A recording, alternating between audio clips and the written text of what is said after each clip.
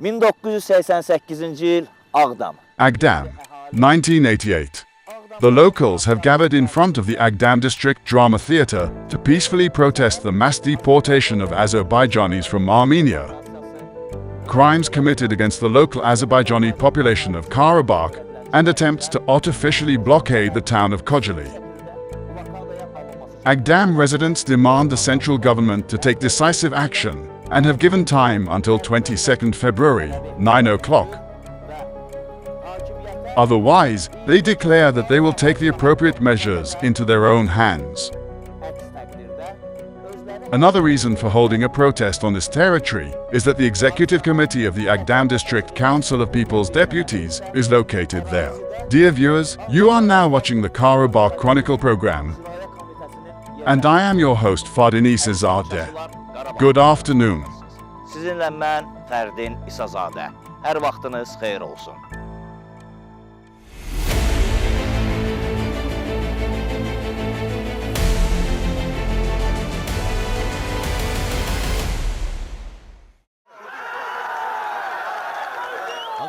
Aydin Mammadov, the then head of the Interior Ministry, met with the protesters.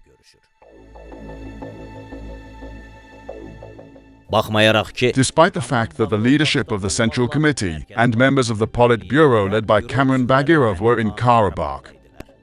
Ayın 15'inden rayon cemaatinin yatmağına bakmayarak rayon rəhbərləri, mərkəzi komutanın nümayəndələri hamısı Ağdamdadır. Ancaq as the demands of the population were not taken into account, the protesters began marching towards Konkendi at 9 a.m. They were unarmed.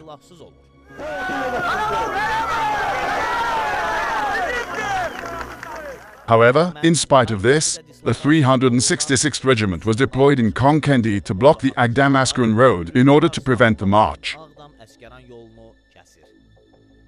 Sadig Mortuzaev, the first secretary of the Communist Party of Agdam District, recalls these events as follows.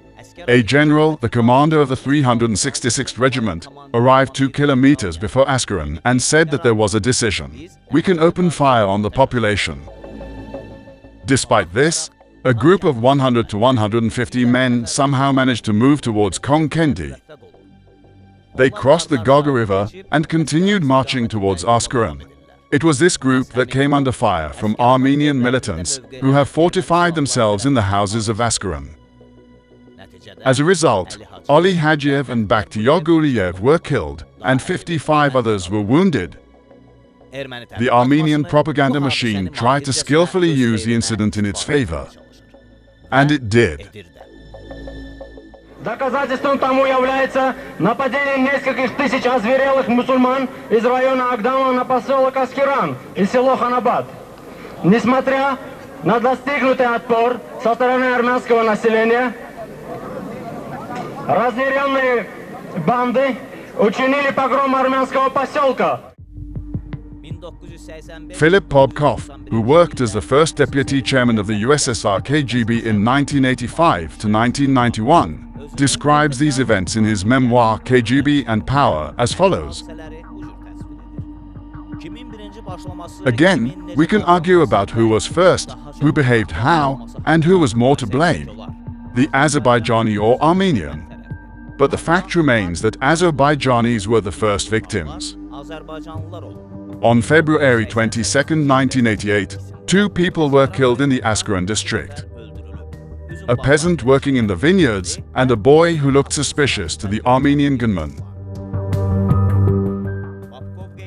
Bobkov stresses that to the honor of the Azerbaijani leaders and the people of the Republic, they tried to restrain their emotions and did not publicize the murder. In Agdam, where the events took place, Philip Bobkov personally witnessed how Kuraman Abbasova threw her headscarf from her head to the ground in front of a crowd of outraged people. They were stopped by the bold step of an outstanding woman, a heroine of socialist labor, Abbasova. It was a call for men to act sensibly. According to local tradition, a woman's handkerchief is sacred. It must not be stepped on. Bobkov wrote about this in his memoir. Yes, Azerbaijani men were not frightened by the threats of the Soviet general.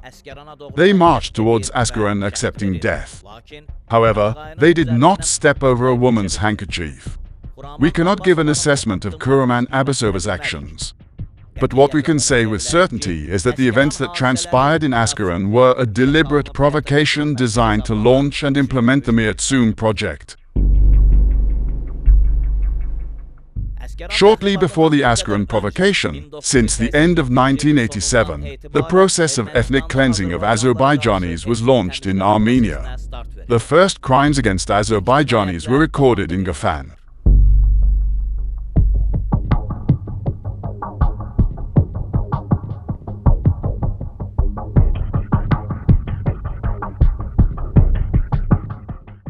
The next step was taken on February 20, 1988 in Konkendi, during an extraordinary session of the 20th Convocation of the Council of People's Deputies of the Nagorno-Karabakh Autonomous Oblast. A decision was made to petition the Supreme Soviets of the Azerbaijani and Armenian SSRs to transfer the oblast from Azerbaijan to Armenia, in order to express their opposition to this policy. The local Azerbaijani population gathered in the central square of Agdam to peacefully protest this decision. And on the next day they tried to march to Konkendi. The address of the next provocation is the city of Sumgait. The sabotage was carried out under the leadership of ethnic Armenian Edward Grigorian. This time the target of the criminals who spilled the blood of Azerbaijanis in Gafan and Ascaran were ethnic Armenians living in Sumgait. This sabotage was committed to justify the futility of peaceful coexistence between Armenians and Azerbaijanis. These were the first but insufficient steps for the secession of Karabakh. An analysis of the events shows that Armenian activity in Karabakh was based on a scenario worked out in Western Azerbaijan in 1980.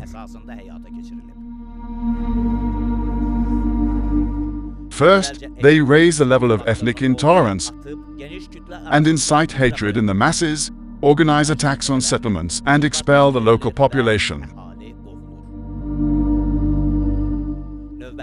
At the next stage, toponyms are changed and settlements are presented as allegedly ancient Armenian settlements. Khojaly was not spared this fate.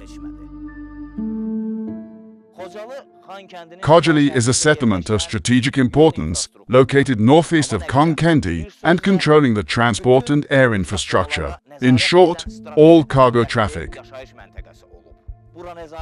Control of this town meant control of Konkendi and Ascaran. Understanding the strategic importance of Khojaly, Armenian militants, supported by the 366th Motorized Rifle Regiment, and the 622nd Independent Battalion of Anti-Chemical Defense, launched attacks on Khojaly, the last of which took place on February 26, 1992. Bu hücumların sonuncusu 25-26 fevral 1992 ilə təsadüf edir. The attack on the city was carried out from 4 directions. The mastermind and leader of this operation was the war criminal Arkady Tadevosyan.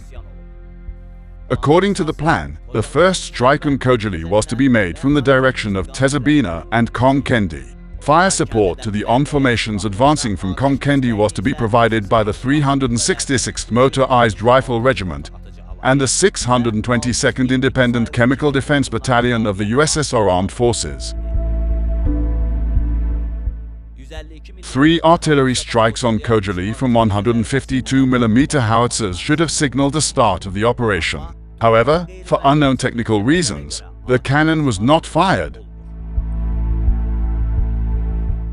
The second signal for the start of the operation should have been the detonation of a wagon with saltpeter delivered by railway to the operational area from the direction of Konkendi. This also did not happen.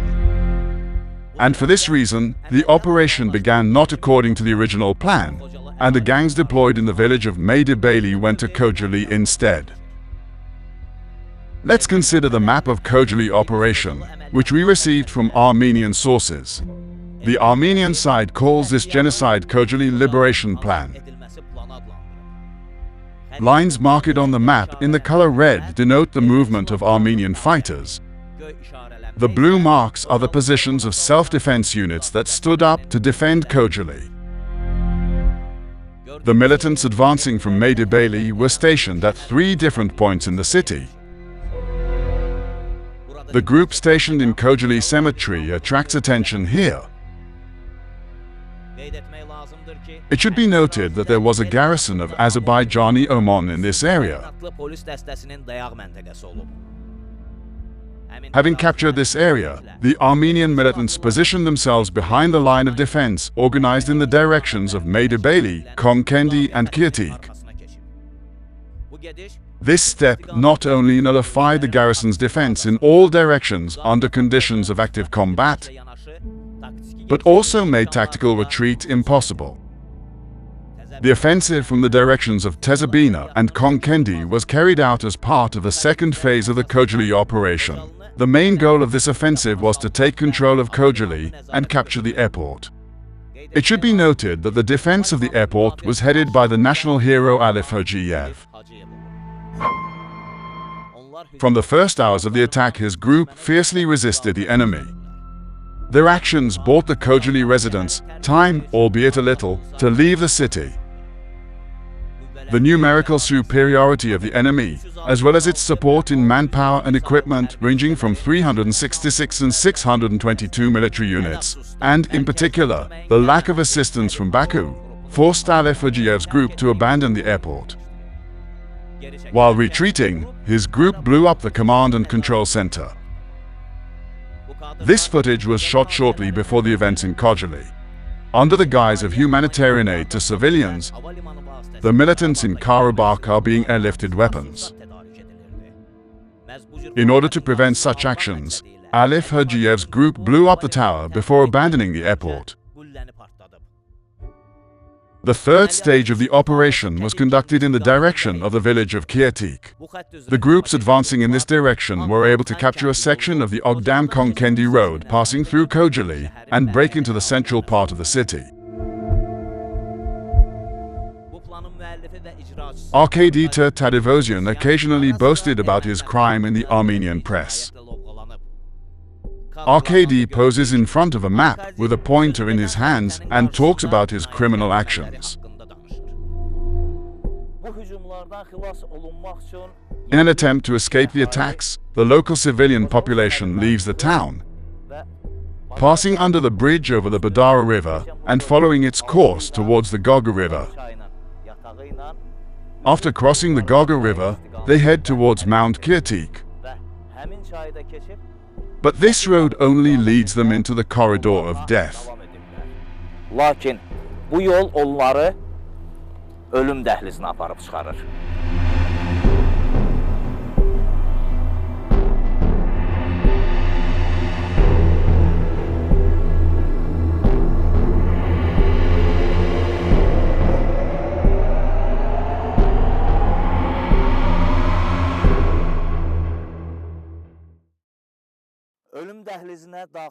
The people who entered the corridor of death were heading towards Agdam along these mountains. According to our sources, the first shots against civilians occurred in this area. It should be noted that in an attempt to escape the Armenian aggression, the population of Khojaly left the city in scattered groups. Some of them headed towards the town of Agdam along the Goga River bed and along the sleepers of the Ogdam-Konkendi railway line. Another group also headed in a similar direction, taking the Agdam-Konkendi-Shushalachin gas pipeline as a reference point. The third group traveled through the lower part of the village of Kirtik without entering the settlement. They were also moving towards Agdam. The fourth group saw a rescue route through the Kirtik forest. Another direction is to the mountains opposite of us. This mountain, whose name is Bozdag, was also used by people moving towards Agdam.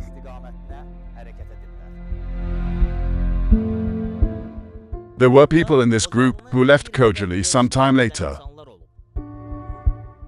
Armenian militants and units of the USSR armed forces were already in Khojaly. Therefore, they had to choose a radically different route.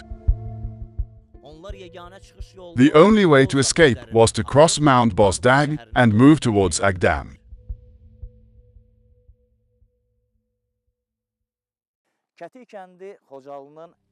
The village of Kiatik is located on the mountain of the same name. I would even say that it's the highest point of Khojaly district. This area offers a bird's-eye view of Balija, Meydebeli, Gayabashi, Dashbulag, Tezabina, and Khojaly itself. In addition, this height gives the advantage of operational control in the direction of Agdam and Mount Faruk, in general to other directions of Karabakh. Even before the genocide, artillery and missile strikes were carried out from this village on Khojaly. The population of Khojaly left the city on 25 to 26 February. After passing under the bridge and crossing the Goga River and Shishgaya Height, they entered the Kiatik forest. They spent days searching for a road in this very forest. It was the Armenian inhabitants of this village who opened fire on the Khojalis. The first ones to come under fire were those traveling along routes 3 and 4. The third group came under fire from the village itself. The Khojalis who had escaped from the hands of the terrorists were heading towards the village of Nakhchivanli. The Khojalis from the fourth route were fired upon by the third group of Armenian terrorists, who had the task of attacking Khojaly from the village of Kiatik. Those moving along the Goga River bed and along the Agdam-Konkendi railway were attacked near the Oskaran bridge. The Armenian side claims that the civilians have been allocated a green corridor along the Goga River bed, along this Agdam-Konkendi railway that you now see.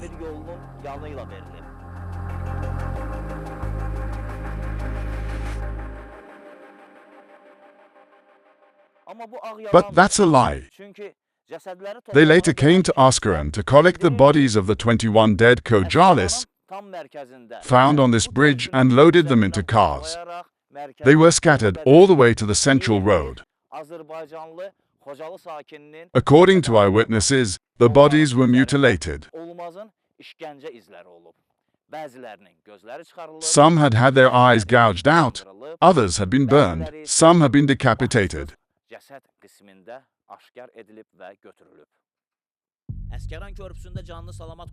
The survivors of the Askaran Bridge, trying to get away from the railway and the village, headed deep into the desert fields on the right bank of the Goga River, with the aim of getting out alive and continuing their movement towards Garagaya and from there to Agdam. On the Oskaran-Nakhchivanli road, another terrorist attack was committed against the people fleeing. Those traveling along the Agdam-Konkendi-Shushalachin gas pipeline were attacked in front of the 5th Armenian post located on their way. The people who escaped the attack fled in 3 directions. 1. Towards the Goga River. 2. Towards Mount Shelley. 3. Towards the arable fields of Nakhchivanli village. Unfortunately, this was a temporary escape. Those who fled to the Goga River and escaped at the Oskaran Bridge were pursued by the militants of the 5th Post as they traveled towards Garagaya. The terrorists of the 5th Post received support from the militants of the 4th Armenian Post, located near Oskaran. Combining their forces, these two groups do not give the peaceful population of Khojaly a single chance. Another reason why the civilians stood no chance was due to the presence of Armenian militants at Garagaya. Some of the people fleeing from the terrorists of the 4th and 5th Posts were subjected to another attack from the direction of Garagaya. Only after the self-defense units of Agdam had cleared Garagaya of Armenian gangs in the morning of 26 February, a part of the civilian population of Khojaly managed to get to Agdam along this route.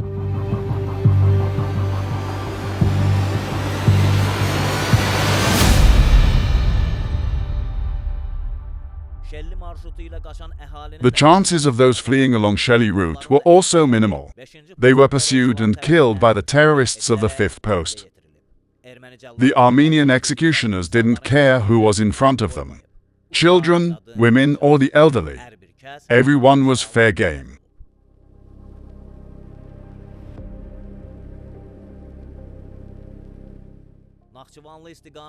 People were fleeing towards Nakhchivanli because there was information that the village had been liberated from Armenian militants. But that was a lie that cost many Khojaly residents their lives. The majority of them were killed. Others became hostages. They were kept in inhuman conditions and tortured mercilessly. Khojaly'nın Kəti və Badara kəndləri. Kiatik and Badara villages of Khojaly district and Karabakh of Khojaly district were particularly brutal towards Azerbaijanis during the First Karabakh War. It's true that Armenians from other villages of Karabakh, as well as fighters who came from the outside, participated in the attack on Khojaly. But once again, Kiatik, Karabakh and Badara were especially cruel to Azerbaijanis. We always wondered how it was possible to take up arms and kill innocent people with whom they lived side by side. The Malibeli massacre near Karabakh, the Khojaly massacre near Badara, and finally the Khojaly genocide of 25 to 26 February. We found the answer to this question on our arrival in Kiatik. One of the most well-known representatives of this village is Zori Belayan, a big proponent of the Miatsum ideology. After reading his books, we can see the depth of his hatred towards Azerbaijanis. Azərbaycanlılara qarşı hansı nifrəti sərgilədiyini görürük. The pursuit of the Khojalis did not end here. Those who fled along the 4th route through the Kiatik forest moved in several directions. Some of them headed towards Abdalgulabli village of Agdam district, and others, in order to get out of the forest in the shortest of time, went in the direction of the neighboring villages, Nakhchivanli, Pir Jamal, Aran Zamin. Kəti meşəsindən canlı salamat qutaran Khojaly sakinlərini Some of the Khojalis who escaped from the forest of Kiatik went straight towards Aran Zamin, and here they faced aggression. It should be noted that during the First Karabakh War this village was of strategic importance. Armenian gangs located here completely controlled the Agdam-Khojaly road, including the district center of Agdam and other settlements. Kəndləri də erməni silahlılarının bu istiqamətdən, bu yüksəklikdən nəzarəti altında qalırdı. Another interesting fact is that Aran Zamin takes place in the poem Khosrow and Shirin by the outstanding poet, writer and philosopher of Azerbaijan Nizami Ganjavi. Some of the Khojaly residents who were traveling along the Abdalgulabli route changed direction on the way and headed towards Dara's village. Here they started speaking to them in Azerbaijani. "We have come from Agdam. Come here."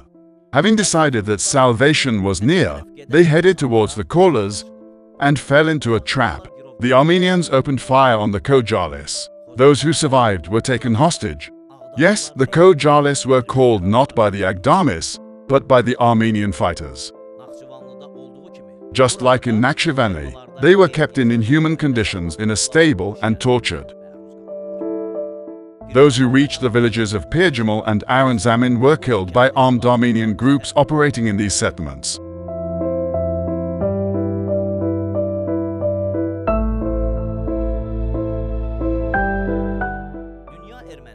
The world Armenian community and the forces supporting it have regularly expressed absurd opinions about the Khojaly massacre from international tribunes and have resorted to various speculations. Nothing has changed. The same propaganda that was conducted back then is being conducted today. A factor leading to these speculations, among others, is the fact that the stories about the Khojaly genocide in most cases provide information only about the Khojaly route. Detailed information about the massacres of Azerbaijanis in other routes we presented on the map were absent in the stories. Although there is plenty of information about crimes on these routes, the missing detail is what we kept silent about. The analytical group of Karabakh Chronicle has said that breaking this silence implies that the geography of Khojaly massacre is including but not limited to the Shelly route. The massacre of Azerbaijanis took place on the area of 80 square kilometers. And if we add to this figure the territory of the operation, this figure increases to 245 square kilometers. It should be noted that operational information about the blockade of Khojaly and regular intensive shelling of the city was brought to the attention of the central government.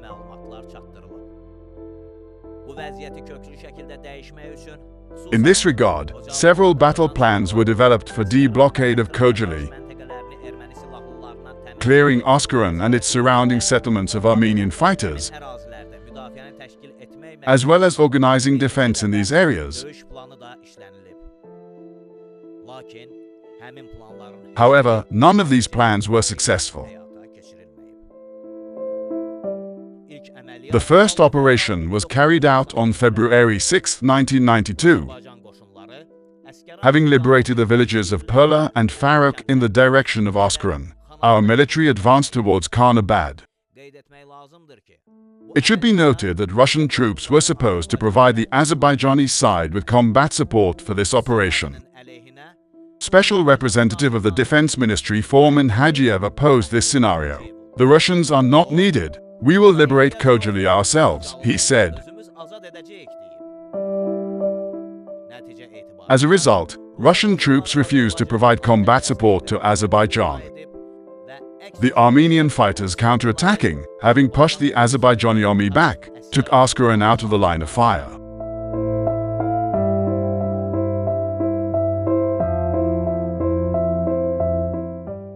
The second operation was planned for mid-February. The plan anticipated a simultaneous strike from Khojaly and Agdam towards Ascaran in order to create a corridor. Success in this operation would ensure not only the de-blockade of Khojaly, it also meant control over the Agdam-Ascaran-Khojaly road. However, Foreman Hajiev opposed the plan as well. He stated that the plan presented by Deputy Defense Minister Dadash Razayev was unnecessary and took the operation to liberate Khojaly into his own hands. Üçüncü və sonuncu əməliyyat planı. The third and last plan of the operation. A detachment of national hero Alaverdi Bagirov had to clear Nakhchivanli and Pirjamal from Armenian militants. This meant taking control of the left flank of Ascaran. At the same time, the volunteer battalion Karabakh Falcons under the command of Yagub Razayev, more commonly known as Ala Yagub, were dispatched to conduct an operation in Karabakh, then in Ashagi Gilij Bag, in order to consolidate its position. As a result of this operation, the right flank of Ascaran was taken under control. The task of securing the Agdam-Ascaran road was assigned to the motorized rifle battalion under the command of Kudu Kudiev. However, the deadlines for the implementation of this operation were artificially prolonged without explanation. And then the operation wasn't carried out at all. Fighters of the First Karabakh War, who witnessed what was happening, note that the operation was stopped after a telephone conversation between Foreman Hajiev and the Chief of General Staff Shahin Musayev. Detachments ready to attack have been given no reason for the sudden halt. Dashalti, Khojaly, Shusha, Lachin. The name of this man, Shahin Musayev, it appears that he's deliberately sabotaging these operations and handing over the plans to the enemy. Despite the subversive actions taking place at the time, the Agdam self-defense battalions and volunteer detachments were able to attack the Garagaya post of their own initiative and open a path for the inhabitants of Khojaly to escape. In one of these conflicts, the national hero Jampalad Razayev died on his tank near the 5th Armenian post. When his father, Ala Yagub, was informed about the news of his son's death, He said, "All those fighting here are my sons. Take his body to the mosque for ablution. If I get a chance, I will come to the funeral." Xülasə, So, to summarize, former politicians, unable to distinguish between the notions of state and government, could not properly assess the strategic importance of Khojaly. As a result, the Armenian militants, who were strengthened in these territories, proceeded to carry out the Khojaly genocide.